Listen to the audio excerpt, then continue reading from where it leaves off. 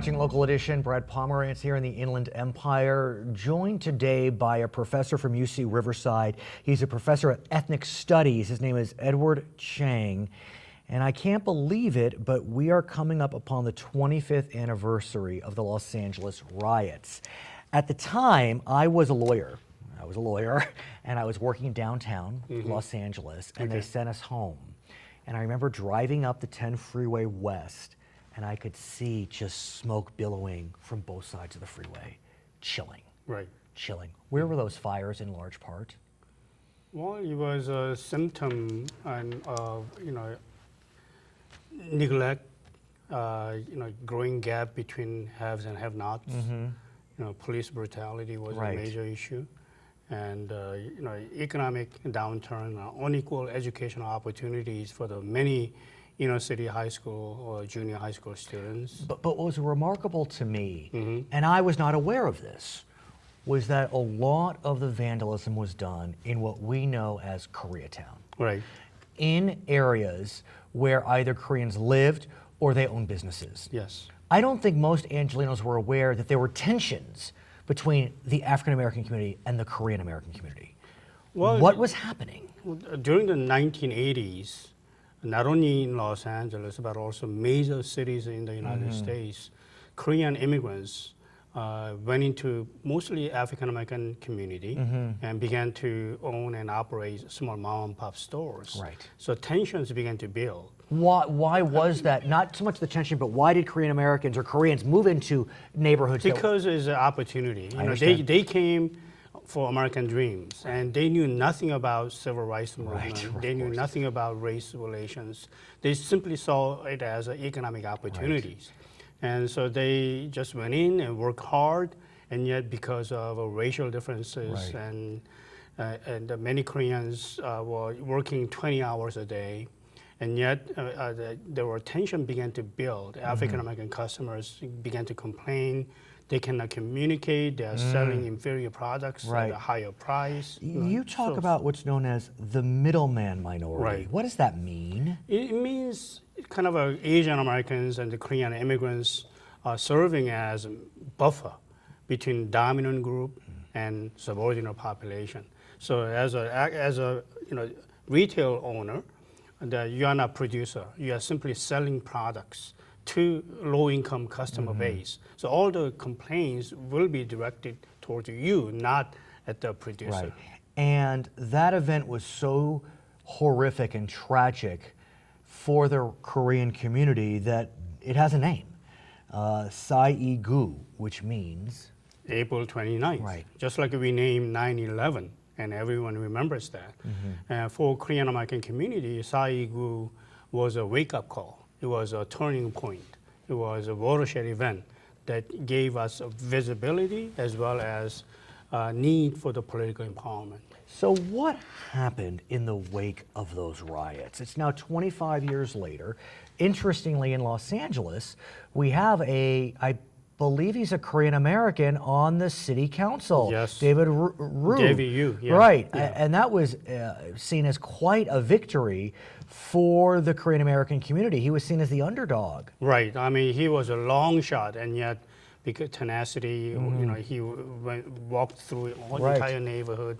So it was a major victory for Korean American community that longed for the representation and access for the city hall for a long time. So does his victory represent a turning of the page in that he serves areas that are very ethnically diverse, and yet ethnicities of all stripes wound up voting for him?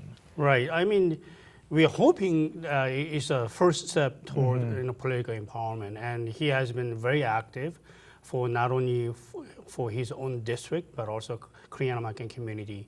So therefore, we feel very encouraged. I also want to ask about those neighborhoods today that burned 25 years ago. 25 years ago, those neighborhoods had a significant number of African American residents.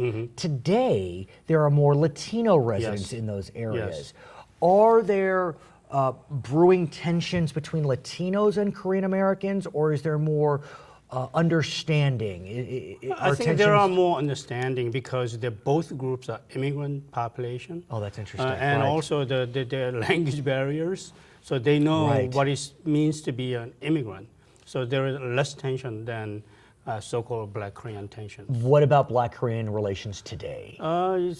It's not that bad at Okay. all because majority of the shop owners in the inner city are no longer Korean Americans.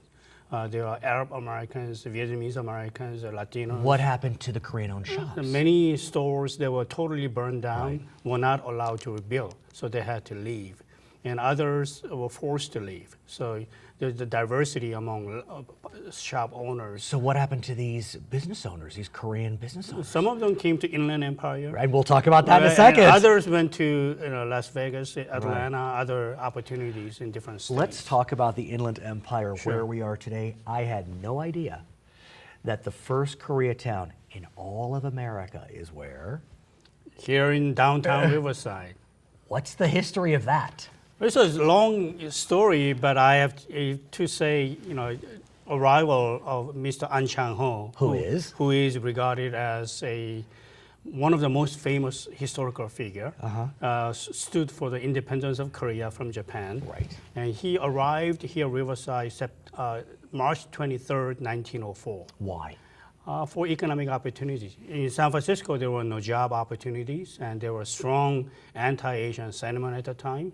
So to make a living, he came down. Riverside, as you know, was one of the richest city at the time. He did very well. So there are a lot of employment opportunities. So he came down to work, and he kind of built Korean American Republic, Korean American community. And Pachapa camp. Yeah, what's Pachapa camp? It was a Pachapa Avenue, and there were about 100 Korean immigrants working and living and had a community. And they began to organizing not only for independence of Korea, but also Korean language school. Here. And Korean mission. They had relations with Calvary Presbyterian Church. So they became Christians? Yes. Many of them are Christian. So there are memorials to An Chang-ho and just generally to this historic site, the first Koreatown in America. Tell us about them. Well, there are two different sites. A statue of Dosan An Chang-ho just standing tall, University Avenue and Main Street. Location of Pachapa camp is a little west side between 14th Street and Howard Street. So Pachapa, right near the railroad track. Is there a significant Korean community in Riverside today?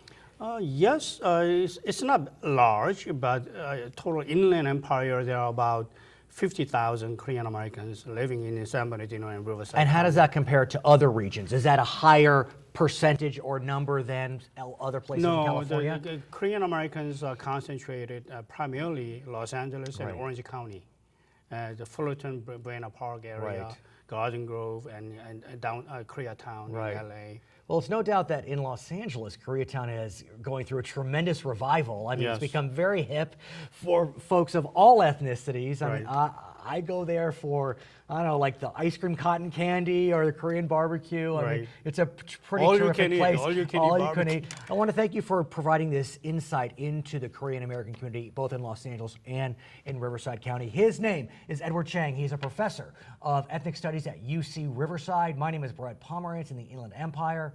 It's Local Edition.